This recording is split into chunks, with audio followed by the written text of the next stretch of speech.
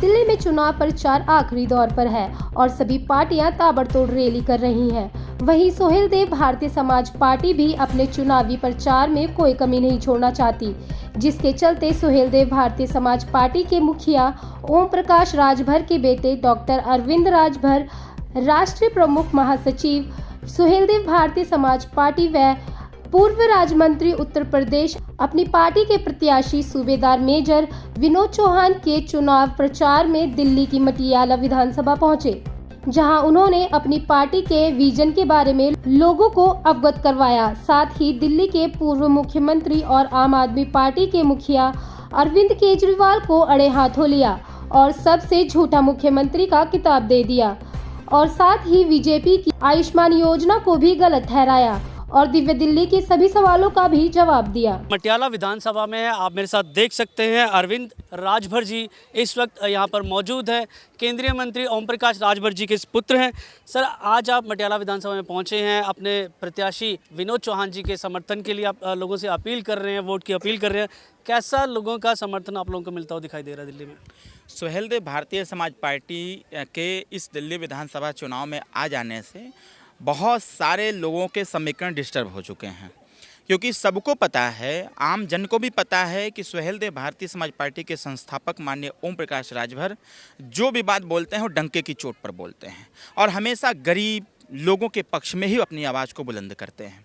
उसी कड़ी में हमारे प्रत्याशी माननीय श्री विनोद चौहान जी को जब मैदान में उतारा, जब इन्होंने जनता के बीच में जाने का काम किया, तो जनता में जाने के बाद जब माननीय ओम प्रकाश राजभर जी का नाम आ रहा है, उनका जिक्र हो रहा है, तो जनता मन मिजाज बना ले रही है कि यह ईमानदार नेता है और जो कहता है वो करता भी है।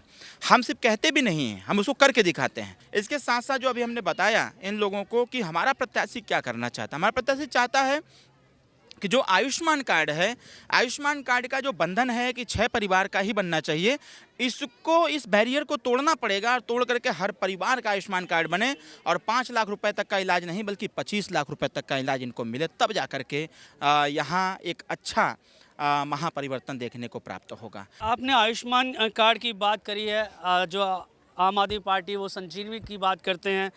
जो आयुष्मान कार्ड है वो बीजेपी की तरफ से जो है बनाया जा रहा है लोगों का, और बीजेपी का आपको यूपी में समर्थन है। दिल्ली में आपको बीजेपी की तरफ से एक भी सीट जो है नहीं दी गई। आप 3 सीट से जो है इंडिपेंडेंट जो है आपकी पार्टी यहाँ मैदान में उतरी है और अकेले लड़ रही है। क्या कहना चाहेंगे? गुलामों को गुलामी का एहसास कराकर उनके पैरों में जकड़ी हुई बेड़ियों को तोड़ना सुहेलदेव भारतीय समाज पार्टी का मकसद है। हम स्वतंत्र रूप से दिल्ली में अपने विचार को रखने का इस बार मन मिजाज बनाए। सीटें मिल रही थीं, सीटें हमने ही नहीं लेने का काम किया। हमने कहा कि पार्टी का विस्तार होगा। हमारे पार्टी के माननीय प्रदेश अध्यक्ष धर्मवीर जी का निर्देश था, इनका आग्रह भी था कि सर स्वतंत्र रूप से चुनाव लड़ेंगे तो हम अपनी विचारधारा को जनता तक पहुंचा पाएंगे। और शायद इसीलिए जब इस बार के चुनाव में हम लोगों ने एंट्री मारा तो सारे पार्टियां एकदम खलबला गई कि भाई यूपी से चल करके दिल्ली कैसे सुहेलदेव भारतीय समाज पार्टी आ गई।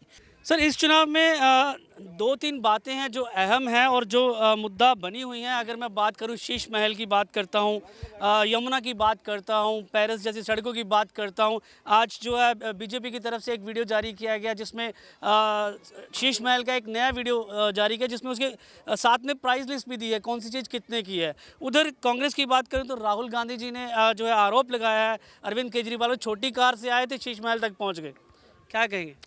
देखिए, ये आरोप और प्रत्यारोप से चुनाव नहीं जीते जाते हैं। चुनाव जीते जाते हैं अपने विचारधारा से, अपने विजन से, अपनी आइडियोलॉजी से। हमारे प्लान क्या हैं? हम चुनाव मैदान में हैं तो 5 साल जो बीता 5 साल में अगर अरविंद केजरीवाल कुछ नहीं कर पाए, विपक्ष कितना उनको कराने के लिए सहयोग किया। भारत का संविधान कहता है समता, स्वतंत्रता, बंधुत्व और न्याय। अगर कोई न्याय नहीं कर पा रहा है, अन्याय कर रहा है, तो जो न्याय संगत कार्य करने वाले लोग हैं वो कितनी बार खड़े होकर के देखिए क्या है। जब जब चुनाव आता है तभी पक्ष और विपक्ष आपस में लड़ने लगते हैं। हम थोड़ा इससे परे हट करके हम बात कर रहे हैं। हम न पक्ष की सुनते हैं न विपक्ष की सुनते हैं, हम अपनी सुनाने का प्रयास करते हैं, क्योंकि ये लोकतंत्र है। लोकतंत्र में सबसे बड़ा अगर कोई मालिक है तो जनता है। जनता का वोट न किसी के ऊपर आरोप और प्रत्यारोप से नहीं लेना चाहिए। जनता का वोट अपने विजन से लेना चाहिए, अपने विचारधारा से लेना चाहिए, अपनी आइडियोलॉजी से लेनी चाहिए। और जनता को अगर किसी की आइडियोलॉजी पसंद आ रही है, उसको मतदान कर रहा है, तो ये लोकतंत्र की सबसे बड़ी खूबसूरती होगी। मॉडल और कुछ फ्री सेवाएं। फ्री सेवा क्या? बस में जाना और यही सब जिसकी शायद आम आदमी को बहुत आवश्यकता नहीं है। बस में आप कहाँ जाओगे, कहाँ घूमोगे, कोई ज्यादा घूमता तो आदमी है नहीं।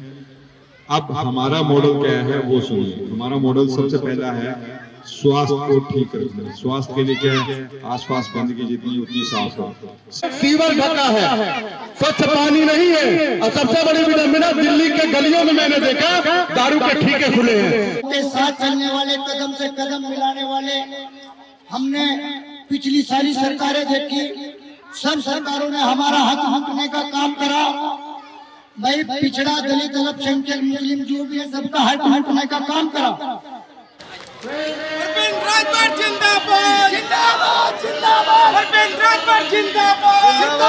ताज़ा तरीन खबरों को जानने के लिए अभी टाइप करें दिव्य दिल्ली न्यूज।